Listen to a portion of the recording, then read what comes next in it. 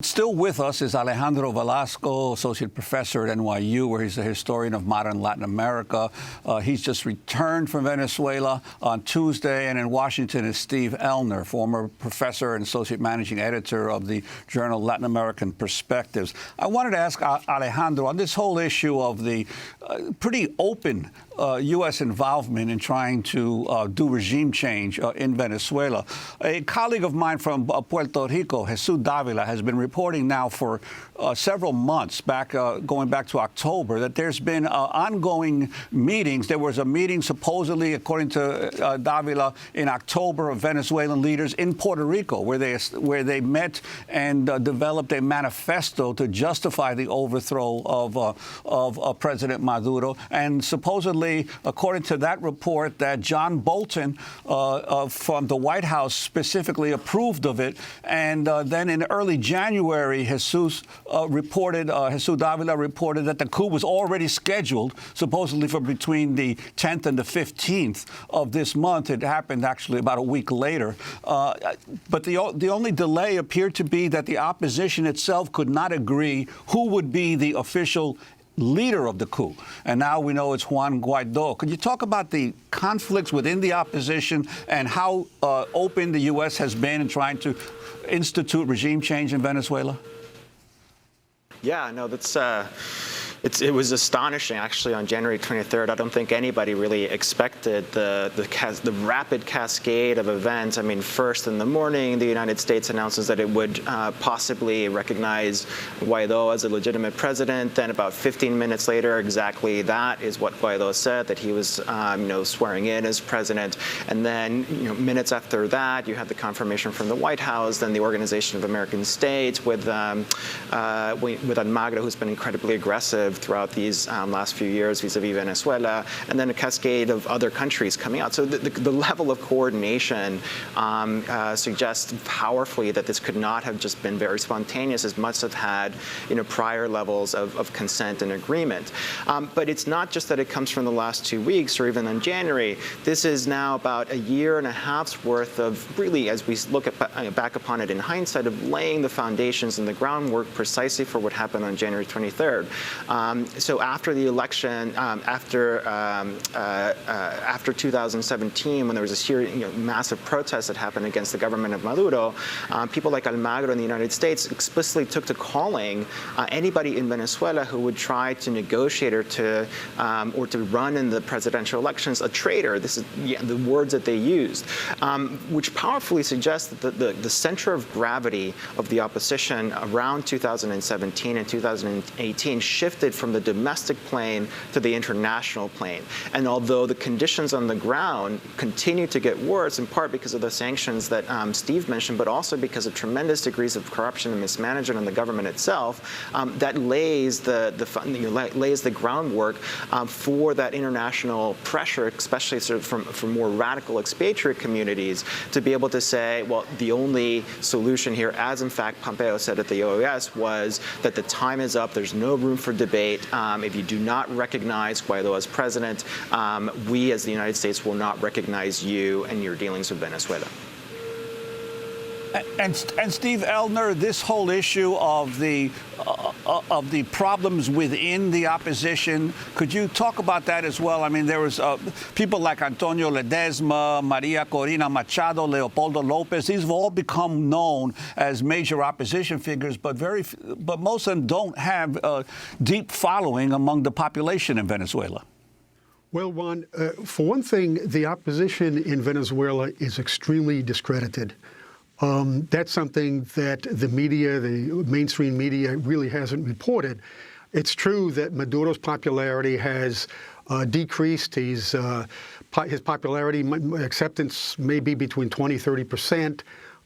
But the opposition also is very unpopular, and that's because the opposition lacks a program. At least it hasn't publicized its program. It has a program.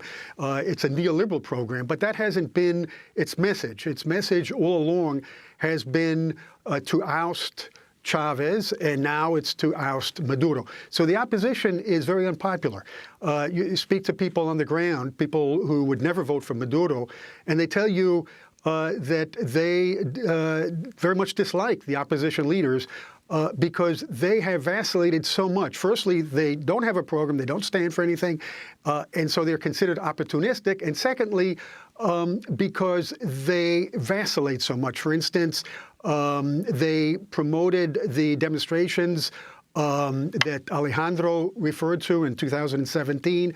And then overnight, when the National Constituent Assembly, the ANC, called for gubernatorial elections in October of 2017, they ceased calling for demonstrations, they dropped the protests, and they participated in the elections. So they've gone back and forth, and they've been very much discredited. Now, the opposition, as Alejandro also stated, is divided. And there is a hardcore, radical opposition that is led by Maria Corina Machado, and there's a moderate opposition. Even though the entire opposition supports neoliberalism, the moderates support dialogue with the government. For instance, two presidential candidates, ex-presidential candidates, and candidates of the two major traditional parties, AD and COPEI, that is Eduardo Fernandez and Claudia Fermin, who were presidential candidates in 1988 and 1993. They supported participation in the presidential elections that most of the opposition boycotted, and they support recognizing Maduro and promoting dialogue. So the opposition is divided. What the Trump administration has done has been to radicalize the situation in Venezuela and pull the rug out from under the moderates and favor the more radicals in the opposition. I wanted to turn to President Trump's remarks before the UN General Assembly last September.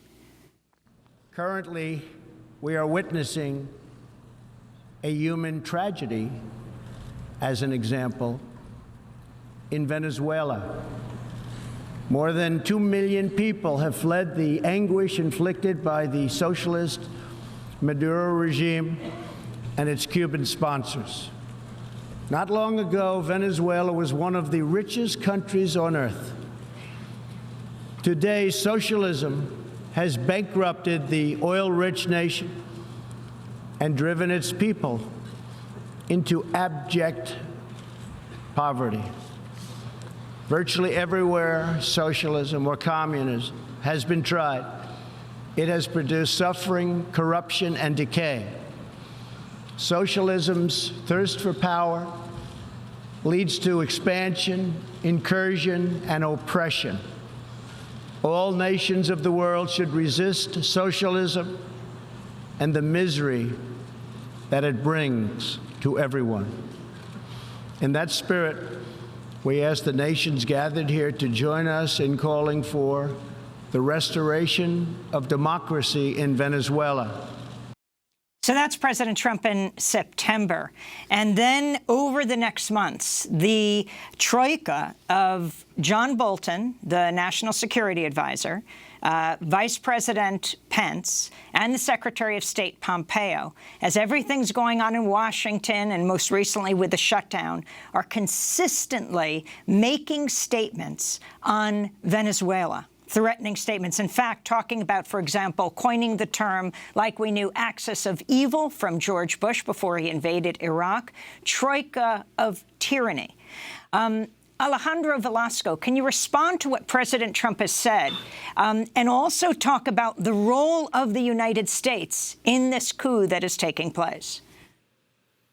Yeah, I mean, as Reassert said to you last week, this is U.S. intervention in Venezuela is nothing new.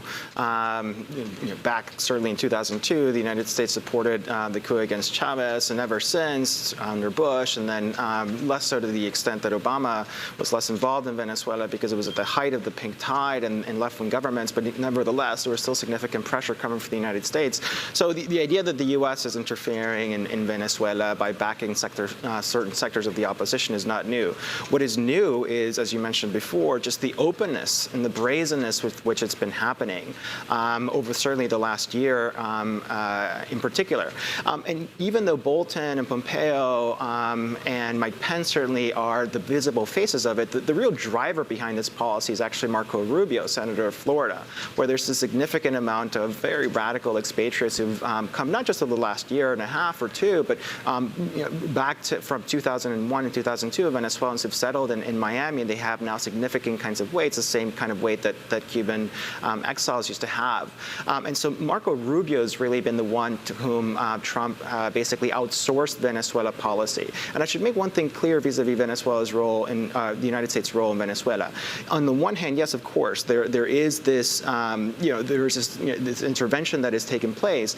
But on the other hand, the larger play here, I think, is not actually Venezuela. What's happening vis-a-vis Venezuela in terms of the United States and Pompeo and Bolton's vision is reasserting a control over the agenda in Latin America, basically reasserting hegemony that had been lost, really, under the pink tide. So this is, Venezuela is the staging ground, but really this is a much larger sort of continental move that is drawing players like Piñera in Chile, like Bolsonaro in Brazil, like Macri in Argentina to say, we are now turning back to the pre-pink tide days where it was the United States that primarily set the agenda for what happens in Latin America.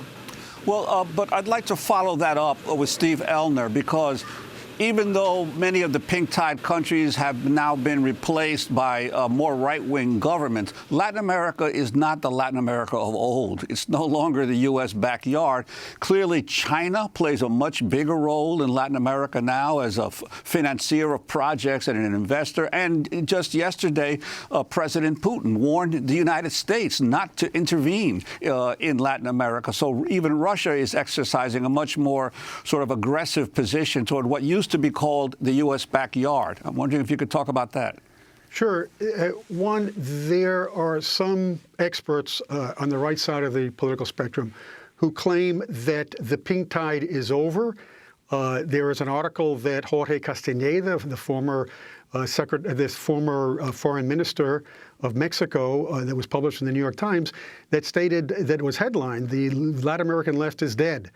But the fact of the matter is, as you stated, that the pink tide, those governments, those progressive governments, some more leftist than others, but governments that ruled in Brazil with Lula, the Kirchners in Argentina, in Uruguay, the Frente Amplio, which is still in power, Bolivia, Ecuador with Correa, etc., they framed certain issues in terms of state intervention in the economy, in terms of economic nationalism, which had been a banner going way back in time, specifically in the case of Venezuela.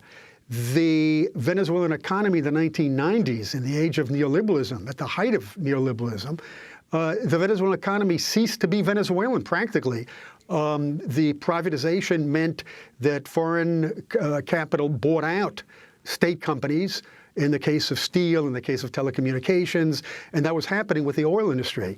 And the private sector as well, in the case of cement, two of the most important banks in Venezuela, the cement company and also the chocolate company, Savoy. So Chavez came along and he promoted economic nationalism. He renationalized those companies that had been privatized, that had been bought by foreign capital.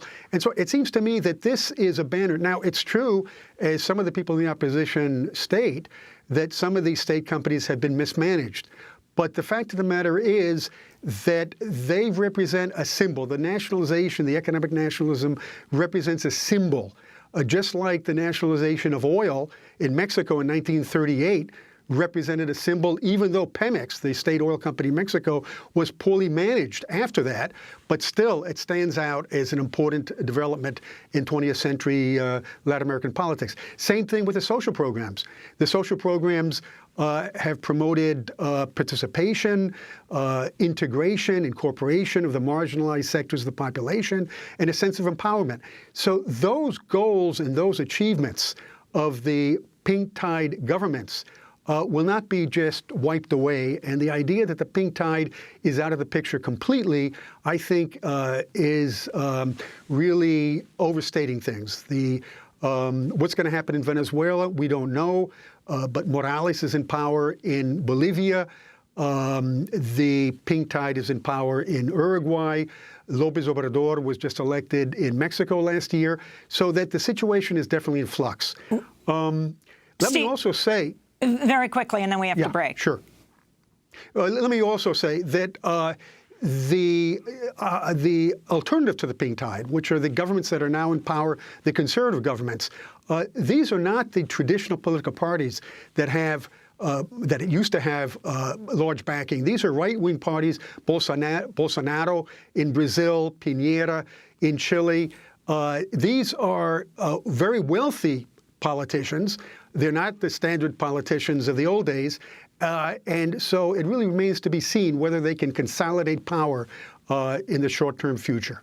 Steve Illner, Venezuela-based scholar and author, I want to ask you to stay with us, along with Alejandro Velasco, associate professor at NYU. We're going to break, and we'll also be joined by Medea Benjamin, who just interrupted Secretary of State Mike Pompeo as he addressed the Organization of American States. Stay with us.